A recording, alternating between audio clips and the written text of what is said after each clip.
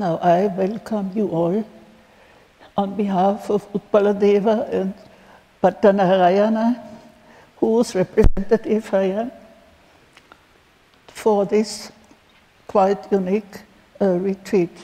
I don't call it seminar, because it's not the study of a text, it's just retreat. And first of all, I want to express my gratitude to Swamiji, who has been encouraging me and giving me moral and spiritual support when I was in a crisis. I thought I cannot teach anymore. And you have always known, you just so much of encouragement. And as you always say also, it's in the tradition of Swami Vida. Because it is because of Swami Vida that I came here and I came in contact with this Himalayan yoga tradition. And in one of his last talks, public talks, it was here, he officially declared me that I am his sister, which was a great honor. And we had wonderful spiritual sharing. And this is what again and again brings me here, and very kind of Swamiji to, in spite of my physical limitations, to give me a chance to share something of my tradition. Now, this retreat has two aspects. One is, well, some of you, or maybe many of you, have already entered into Kashmir Shaivism through other doors and other texts, and you want to deepen and complement that Kashmir Shaivism from all its aspects. And others may just only want to have a retreat, which is perfectly right. We are here to deepen our own spiritual life. And by the way, you may also learn something about Kashmir Shaivism and the other way round. Now, the retreat is a very simple introductory remarks, and then also the introduction to Utpaladeva. I try as much as possible in this morning session. There are three parts of the retreat. The one is, and this is the Indian tradition, you go to Dalai Lama, to Buddhists, or to, it is always based on a text, on a scripture. So our scripture here is mainly, I must say mainly, Śivastotrāvalī of Utpaladeva. And then a little bit of Pattanarayana, just to do justice to this hymnical tradition. This is the basis. And that is why I hope that you all have, I don't see any book. Yes. For the next session, please bring the text. And so the second part or aspect is my transmitting you what I have received in this lineage and from these authors. So that is my contribution. And the third, all are equal. Your own identification and understanding and internalization and practice with the texts which we are going to encounter here, and which should really enrich us. So that is your own part. I cannot help you, you have to do it. And then I always make this joke, but those who know me, they already know what is coming. The fourth part is the unexpected. There may be something may come out of a retreat which you did not expect. And of course, the unexpected cannot be expected. So that would be a contradiction in terms. But you don't know what will be the result. That is why what Swamiji also says, being attentive to what is going on, what you're receiving from outside, what you internalize it, and then something may happen. But there's a very nice verse by Utpaladeva also. He says, "Oh Lord, I have already done so much and you are so wonderful," and so on. But why nothing has happened to me? So we are in very good company, even if nothing happens. But mostly, definitely, something happens. So, and here, so the first question, you know, those of you who know Kashmir Shaivism from the Tantra philosophy, aesthetics, yoga. We had here also yoga of Netra Tantra, and many of you have participated more than once. And so how is this Bhakti related to all these great texts? It would be wrong to think that Bhakti is an emotional embellishment of all those other texts and practices and philosophies. It is just the opposite. Without Bhakti, there is no Tantra, there is no philosophy, there is no aesthetics, there is no yoga. And I can give you examples. And Advaita Bhakti, it is not a concept. I have only, it's a kind of summary of that whole complex, which is expressed in these stotras, but it is, you find it in other traditions also. Like in some of the Maharashtrian saint poets, they use Abheda Bhakti. You find Abheda Bhakti. So the meaning is the same. But here it has a very specific meaning. So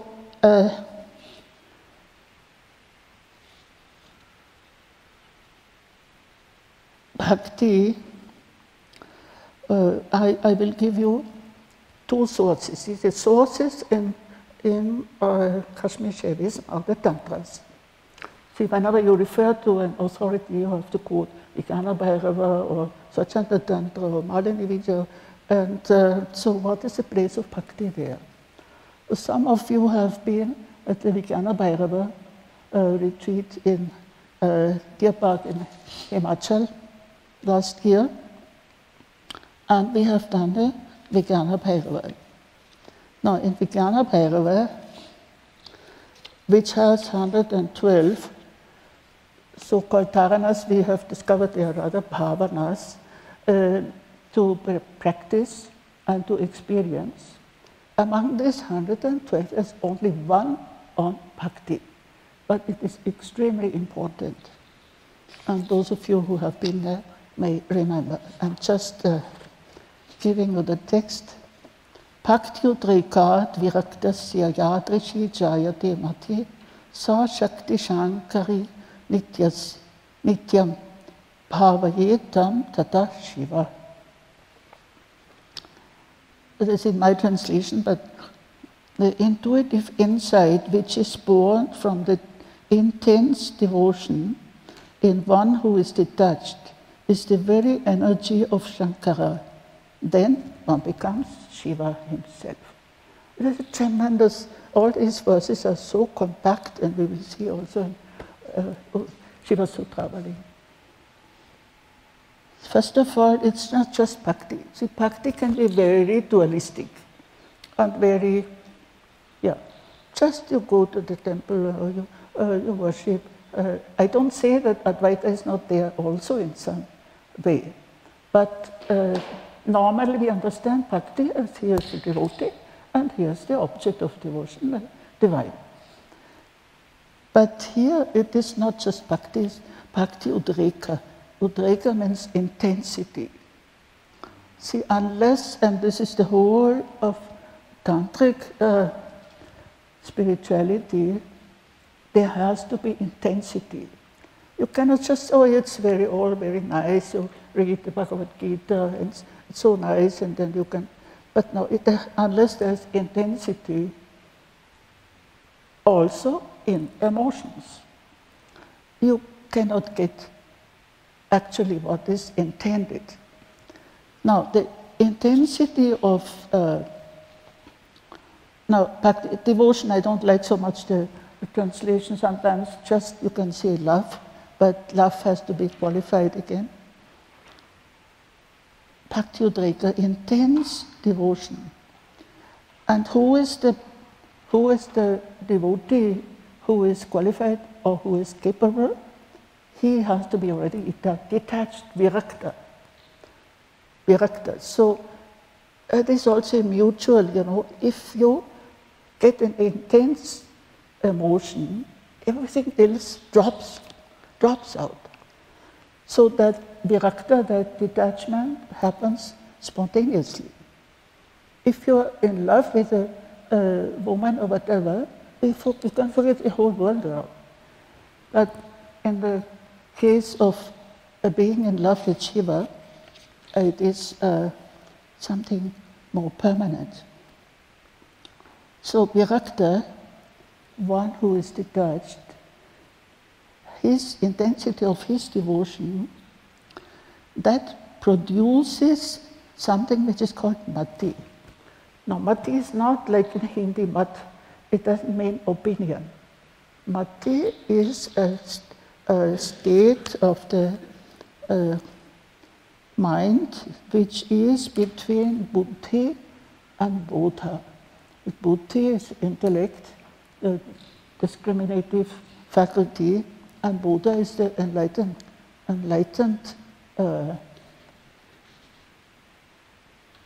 mind. Now, see, that mati, that which arises from that intensity of devotion in one who is detached. What is that mati? That is the divine energy herself, Shakti Shankari.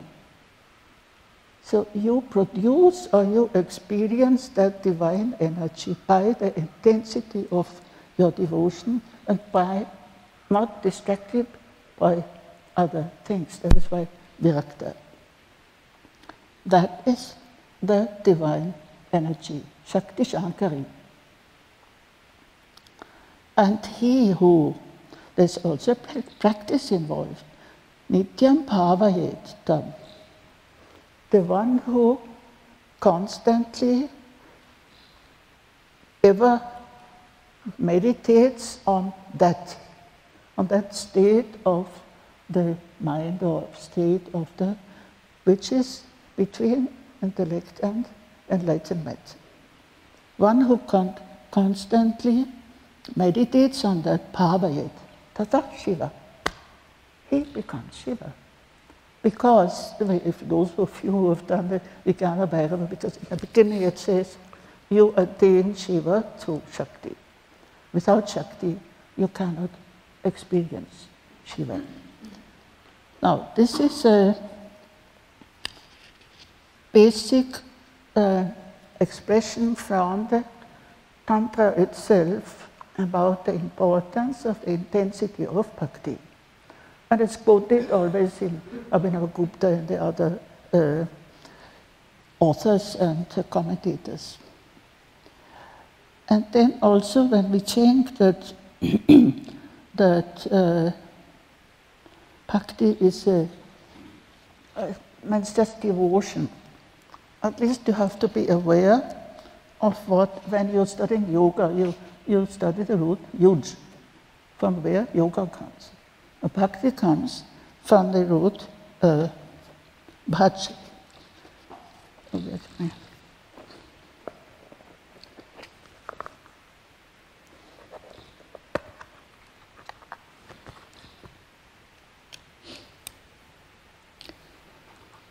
The root bhaj,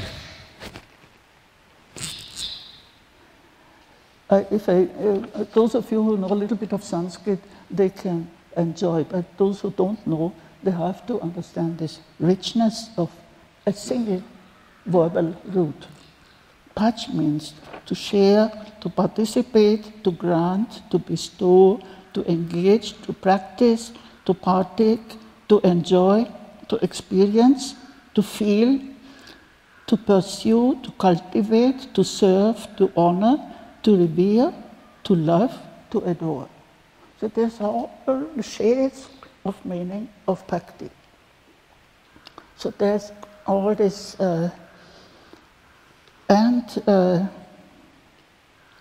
basic meaning we can say is sharing, and sharing is actually it is the dynamic aspect of Advaita. See, Advaita can be very frozen philosophical concept of which it doesn't move anything, but with Bhakti it is a process of surrender, process of devotion, process of participation, which leads you to that state of Advaita. So this intensity is stressed in this quote from Vijnana Bhairava. And then we have some other very important texts which also stress the importance of Bhakti. One is Samba Panchashika, is an ancient hymn to the sun god, to the sun of consciousness, which I have translated and it is going to be published very soon. But here it is ascribed to Samba, the son of Shiva.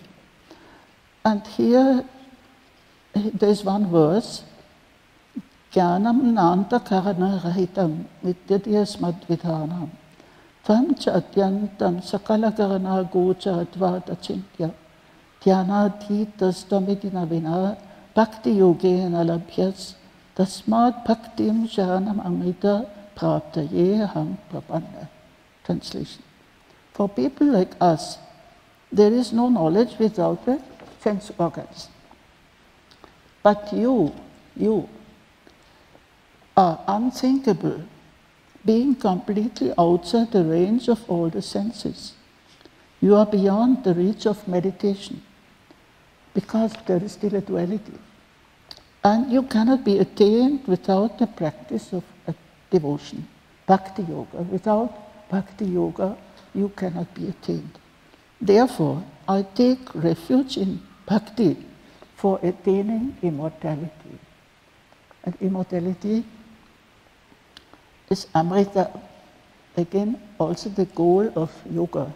That is that nectar, that ambrosia of immortality. So he takes refuge in bhakti itself, not in the Lord. And by taking refuge in bhakti, he attains immortality. So these are some texts, and of course there is a beautiful passage in one of the most difficult and authoritative tantras, Paratrishika, where at the end, and there it is not called Advaita Bhakti, that is my combination.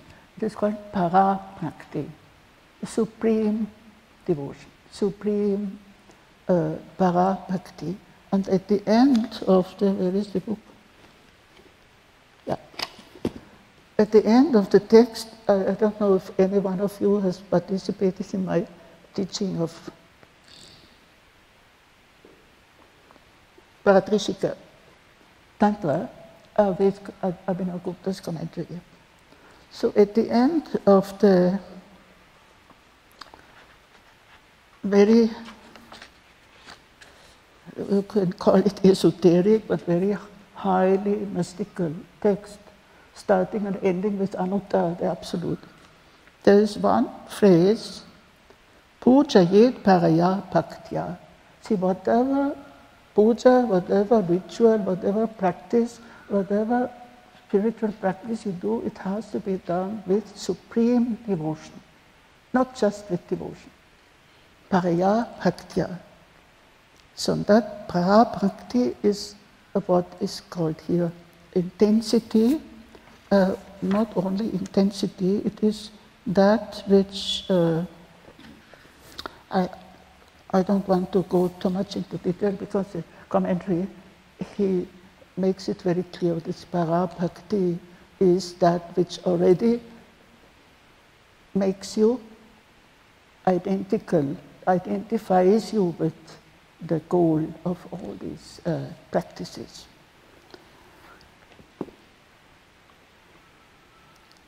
Now, coming back to this retreat, I want to, as far as our method is concerned,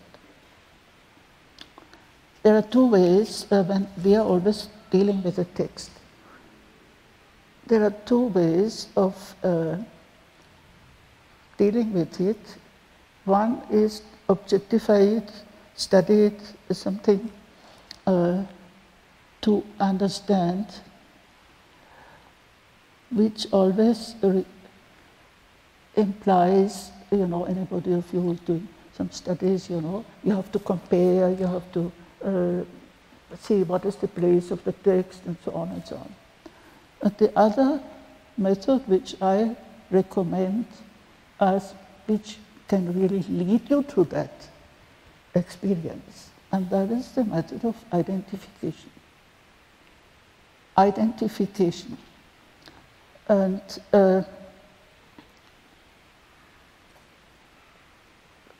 now we are coming to Utpaladeva.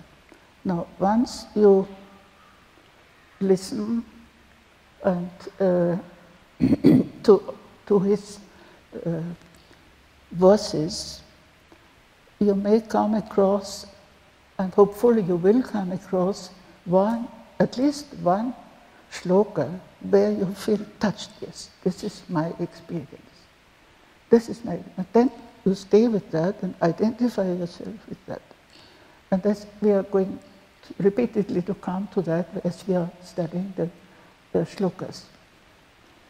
I want to tell one example from my experience with my master.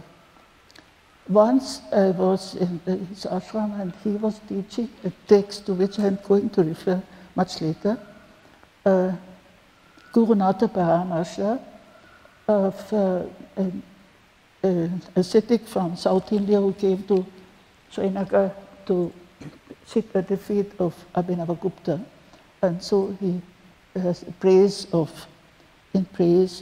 Abhinavagupta. Now, Swamiji, my guru, there were only 3 disciples present, and he was reading the text, and then he became Madhuraja. He became the author of the text, and by becoming the author of the text, he became Abhinavagupta. It was he was completely in a different state. And then I understood, yes. See, Abhinavagupta, he is such a great scholar, and you can spend lives to study him. But to get into that state where you are Abhinavagupta. And it was such an experience because we were just 3 disciples, so he didn't care who is sitting there, but still it was very intimate. So he just became the author, and then the author was praising Abhinavagupta, he became Abhinavagupta, and of course in the end, it's Shiva. See, that transformation process, so that only happens if you can let yourself identify yourself with any one of these shlokas which really touch you deeply. And you will see it. Now, today we are only in the introductory part, and from tomorrow we will come to the text itself. So this is,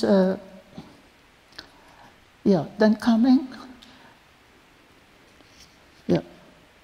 so this is my recommendation, but you have to get into that spirit, you see, that getting into that bhav, like you say in Hindi, it takes 24 hours because you come from different places with different things in mind and so on. So only in 24 hours we can settle down, hopefully tomorrow, that we go more deeply into these verses. Yes, now the introduction to Utpaladeva. I suppose that some of you, where is the book?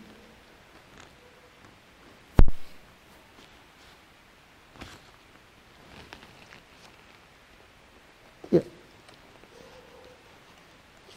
Some of you may have read my introduction to this book or not. Even if you have read it, I will have to repeat certain important things about Utpaladeva. And you know a little bit, at least, about the history of Kashmir Shaivism, who are the authors, who are the masters, who are the acharyas and all. And Utpaladeva is the founder of the Prativijñā philosophy, philosophy of recognition, divine recognition. And he plays an extremely important role in not only whole philosophy of Kashmir Shaivism, but as some of the scholars have also found, the philosophy of recognition is the basic philosophy of Tantra. Even Shakta and other tantras, because they don't have much of, they have practice, they have ritual, they have initiation and all. But the philosophy, you go to South India, and you go to West, and you find that philosophy of Tantra is Prativijñā. And so this great philosopher was a mystic. Now, this is not unusual in the Indian tradition to be a mystic and to make a philosophy out of that experience. But and he expressed his mystical experience without any inhibition in his Śivastotrāvalī. And this is the beauty, you know, in philosophy you have to follow certain rules, how to compose a text, how to argue, how to counter some opponent views and so on. But in poetry, of course, you can let yourself free to express whatever experience and whatever longing, whatever emotion comes. And this is what I have put it on the invitation letter itself, what Professor Torella says, that he is the classic example of the unity of the emotional and the rational side of the human being. And this emotional, he does not care, you know, he insults, sometimes he insults the Lord. He says, why do you treat me like that? And, but he does not have any restrictions there, as he has in his philosophical work, Ishvara Prativijñā Karika, and its commentary. So I have to burden you. If it is too much, you can ask me afterwards, but at least I have to give you a little compact background before we go to the text. Ishvara Prativijñā Karika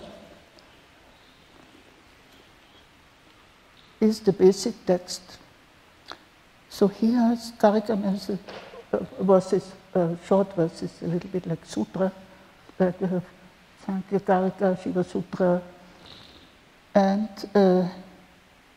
he has written his first auto-commentary Vritti, and then a longer commentary Vritti, and these commentaries have been commented upon by the great Abhinavagupta in the 10th century. And this makes volumes, only commenting on these verses. So from where does this whole philosophy spring? It springs from his experience, and there's a bit beautiful, now slowly even the scholars in the West, they realize that Indian philosophy comes out of mystical experience and not from rationality. Just now, Patricia will teach us from this afternoon about Mangala shlokas, theoretically and practically, and musically. So Mangala is in introduction or the benedictory verse to any text, philosophical or spiritual text. You cannot open any text without either praising the Lord or praising the Guru or praying for being free from obstacles and so on and so on. So Mangala is very important at the beginning of every work. So we will see that in Patricia's part. Now, what has Utpaladeva done? Well, I didn't say anything about him, but I will do that. He did not start with a Mangala shloka. He does not praise Shiva, he does not praise the Guru. Having in some way attained the state of servant of Maheshvara, the great Lord, and wishing to offer help, assistance also to the whole of mankind, I shall, by giving it logical justification, make possible the awakening of the recognition of the Lord, which brings about the achievement of all perfection. Now, he starts with this very unusual expression, katamchit. Katamchit means somehow. Somehow. How did it happen? How did it happen that I have attained, and also very humble expression, he doesn't say, I have attained enlightenment. He says, no, I have attained servanthood of the Lord, of Maheshvara. And katamchit, just very, vague, somehow. Somehow. And in his own short commentary, he already says this somehow means by the grace, by grace. But now I want you to use all this information for your own experience. See, if you ask yourself, where and how did I start my spiritual life, my spiritual path? How did it happen? And don't ask so much for causes. There are causes with effects. But there are experiences which you cannot define. Like even Utpaladeva, a great philosopher, he can only say, once he interprets this somehow, he says, by grace of the Lord. But he leaves this expression, katamchit, at the beginning of the whole philosophy. So you ask yourself, where did you start, and in what moment, in what kind of experience did you start moving on a spiritual path? So this is a very good question in your own self-analysis. Because we have very systematic, and then we always think very causally. So this was the cause, and I met somebody and I was very impressed. Or I read some book, or I had some wonderful experience when I was walking in the mountains, whatever. But how can you pinpoint that experience which is somehow, this somehow? And then I have said also in my introduction, actually the Śivastotrāvalī is an expansion of his experience of this somehow. Somehow means there are so many possible emotions, so many possible experiences or states of the mind, and in all these there is something of that somehow. That's why I have also called the Śivastotrāvalī the laboratory of the alchemy of Advaita.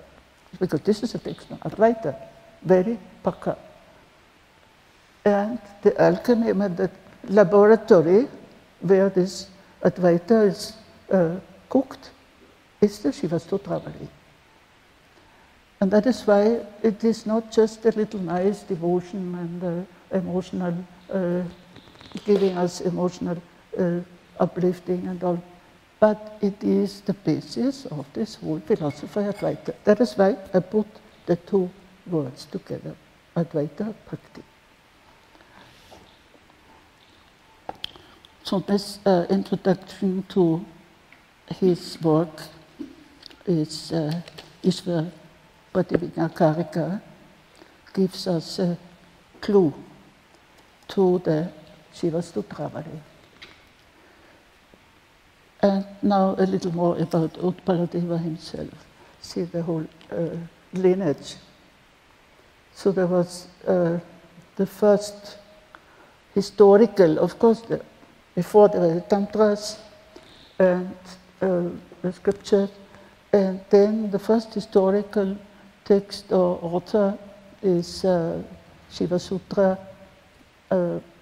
by Vasugupta, which was semi-revealed. It was revealed because he had a dream, and Shiva directed him in the dream to go to a certain rock where he would find the sutras engraved. So that is the beginning. It is between human authorship and divine revelation. So Vasugupta, and then he had his disciple Kalata, who was also a mystic and Spandakarika. Then the next was Somananda. Somananda was also both a mystic and a philosopher. But he did not separate here the texts are separate. But Somananda, he put it all in one condensed, that is Shiva Drishti. Shiva Drishti, the view or vision of Shiva. And Somananda's disciple was Utpaladeva. No, Somananda was Shiva Sutra was about 8th century, then Somananda 9th century, and his disciple Utpaladeva 9th century or beginning of the 10th.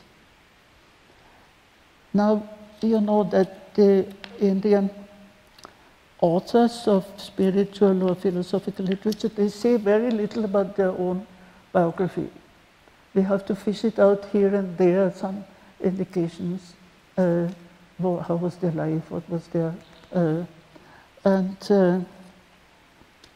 so about Utpaladeva, we know something, he says something about his parents, that his...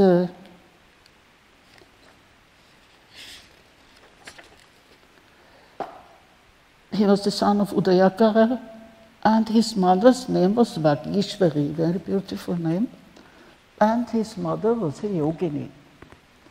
Now, some of you might know that great saints, especially in the tantric tradition, they were called yogini bhu, born of a yogini. And it's never said yoga bhu. After the mother, of course, had a much more intimate role to play. So Yogini Bhu, Abhinavagupta is called like that. His mother was a yogini. And Utpaladeva's mother was also yogini. Well, in Tibetan Buddhism, you have the system of tulku, that is different. But here, that one thing which they believe, and is definitely true, that if a child is born from a yogini, that right from birth he has some spiritual qualities and spiritual, and then it is so that they are already from childhood in that spiritual state, and that is why some also they start, they're already perfect very early, in early age. So Utpaladeva was the son of a yogini, and hence he must have been right from childhood, in a spiritual state. But he was married, he was not there, and Vipramakara was his son, who was also his disciple. So in this tradition, some are married and some are brahmachari or remain unmarried. According to my guru, Abhinavagupta was a brahmachari, although he describes a lot of the sexual ritual, but that can even an accomplished siddha can know all these things. So Utpaladeva, he was married, and I would say that the spiritual biography is his Śivastotrāvalī, where he expresses his emotions, his experiences, and not in a... See, we are used to thinking of individuality. But when he speaks about his experiences, it's not, you cannot take it as an individuality, but he speaks about them in a way that we can, that's why I told you, identify. We can identify with this, his experiences. So in a way, Śivastotrāvalī is his autobiography, but in a very high spiritual level. Autobiography also in the sense that, he did not hesitate to express also his doubts, his suffering, his arguing with the Lord and praying, or expressing his ecstasy and his experience of the highest level. Now, how this text, Śivastotrāvalī, has come about, that he did not... We have many of these mystic poets, they did not sit down and like writing a book. They were inspired and they were singing, and then some disciples were there and they took note. We have this, and many of these mystics, especially also in the female, like Mirabai or Laldet, they did not, Akamadevi, they did not sit down to write a book, but they were inspired and they were singing this, and then some disciple took it down, and then afterwards it was collected and published. And that is why the scholars always have headache to say what is authentic, what is not authentic. This is so what is actually from Kabir or from Laldet. But here we are very sure. This Śivastotrāvalī is definitely by Utpaladeva. Now he used to, like that, what the people in Kashmir do. You take a few disciples, take a boat in the Dal Lake, and then you just go. Dal Lake is a very vast lake, and then you get into some kind of ecstasy, and then he would start singing, and then the disciples would know. There was no question of tape recording, video recording, or anything. It was just oral. And then those disciples, then three, they collected whatever he expressed in different states and different ages of his life. That is also clear from the text. And they collected it into this book. Now, there are three disciples who are mentioned. One is Sri Rama. And Sri Rama, actually now it is clear that he is the same as Ramakanta. Ramakanta has also chapters, 20 chapters. But out of these 20 chapters, 3 are said to be composed by Utpaladeva himself, that is Sangaha Stotra, Jaya Stotra and Bhakti Stotra, 13, 14 and 15.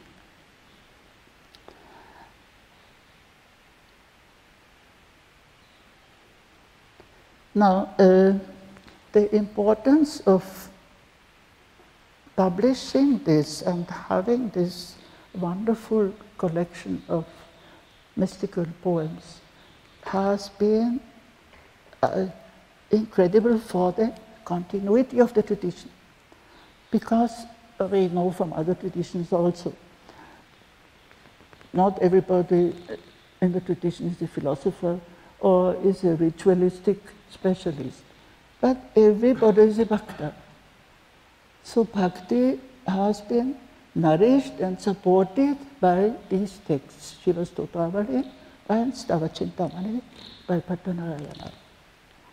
And this is still true. I mean, now the situation in Kashmir doesn't have much possibility of the devotees to come together and to recite and sing these hymns. But it is done wherever possible, individually or in groups or in family.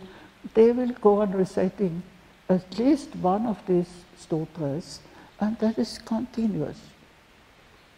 That tradition continues definitely from the time of Utpaladeva. That is why also there are so many manuscripts of this text available, ancient manuscripts until now. So this text has played a great role and still plays a great role in the living tradition. And now I must tell something about Swamiji, my guru. When he was a child, he heard his father singing Śivastotrāvalī. Then he asked his father, "What is this? Can you tell me? Can you explain me the meaning?" He said, "No, I only know to recite it by heart. I cannot tell you the meaning." And then Swamiji, I don't know what age he was at that time, he said, "Then please send me to a Pandit to learn Sanskrit." So that was the beginning of his, so that was actually the impulse. Hearing his father singing and saying he doesn't know the meaning. So then his father got him a fantastic, excellent Pandit who was working in the research department, Maheshwarasda, and so who taught him Sanskrit, gave a very solid basis. And this text, Swamiji was a master in all the other scriptures and texts of the tradition, which he was teaching. But at some point somebody asked him, why you're so fond of Śivastotrāvalī? And then he said, just give me somebody who knows Kashmir. You know what is Firan is the Kashmiri code. They give me a Firan and Śivastotrāvalī, leave me alone in the woods. I don't need anything else. So it is so extraordinary because there were so many important tantras and other texts, but he said, this is enough for me. It's extraordinary. And I have followed this. I'm not, it's not by imitation, but by attraction. So this text, it continues, it accompanies me for decades. And again you find something which you had not read before, because they're really full of surprise also. Surprise is one of the aspects of the spiritual states, Vismaya Yoga Bhumika. The states of yoga, the states of spiritual experience are full of surprise. So he is full of surprises. So it is not with 1 week you have got a taste of Śivastotrāvalī, but this will not leave you. It will not leave you. You cannot stop here. You have to continue. And it was such a famous text in the whole tradition that I have to quote it, or even if you have already read it. The same Madhuraja who came from South India to Kashmir to sit at the feet of Abhinavagupta in the 10th century, and he wrote this beautiful verse on the Śivastotrāvalī. Though there are over thousands of streams of beautiful verses, none at all compares to that celestial river, the Śivastotrāvalī. As soon as it passes through the tirtha of the ear, it purifies the soul of man and flows on to the throat, where lies the city of Lord Srikanta. It's a very extraordinary, it's from a text called Shastra Paramarsha of Madhuraja. So this was in the 10th century. And of course it was quoted by all the other great authors, different occasions and different texts.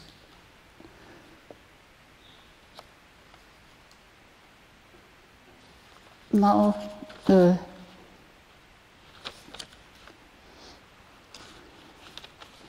this gives you the background. Sorry. When we can enter in the text itself, and as I said, it's like a tirtha, it's like a sacred bathing place, that the text itself, which purifies you just by listening, and now, of course, by reading. Now, let me say something practical about the books. I hope everybody has this.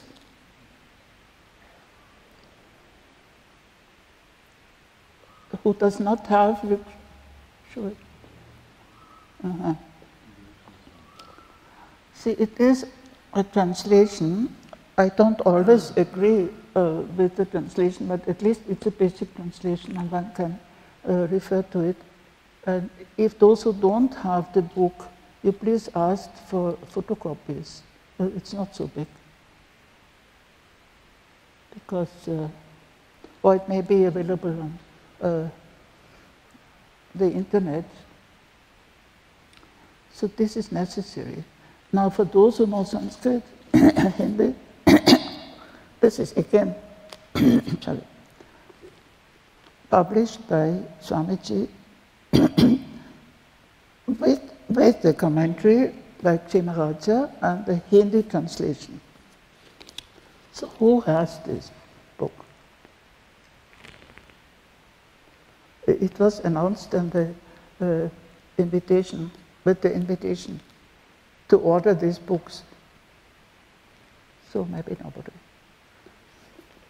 Yes, so this I have not yet mentioned, important.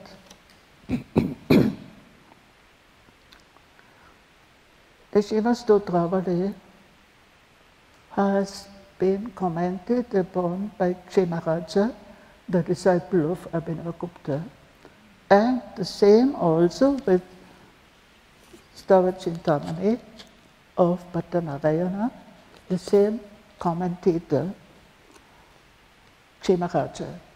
So who is 3 generations? See, after Utpaladeva, there was a disciple, Lakshmanagupta, who was the guru of Abhinavagupta in Prativijñā. But he has not left any writing. It's also interesting. The continuity of the tradition is there, but not a single text. Lakshmanagupta. Then Abhinavagupta, and then Chimaraja, his closest and most prolific disciple.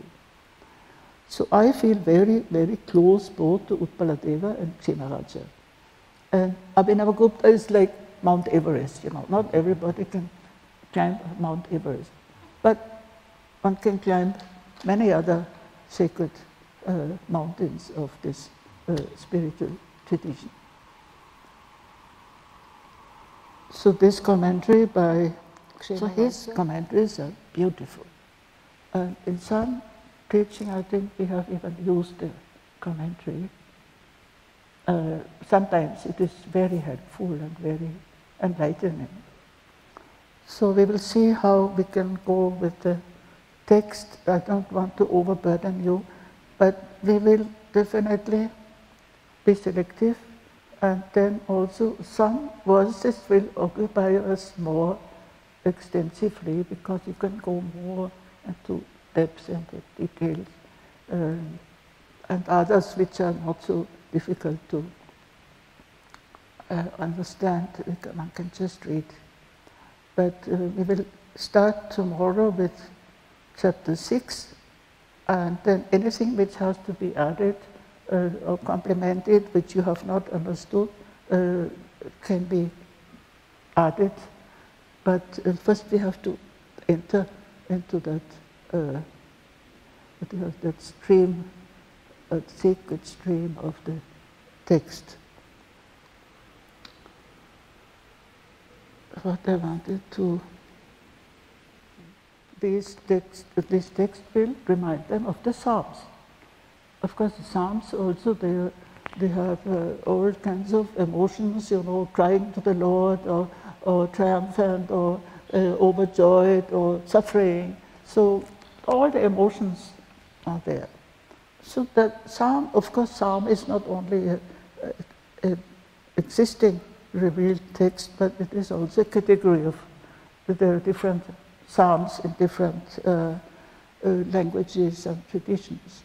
So it can be compared because, also because of the continuity of the tradition through these texts, through these verses.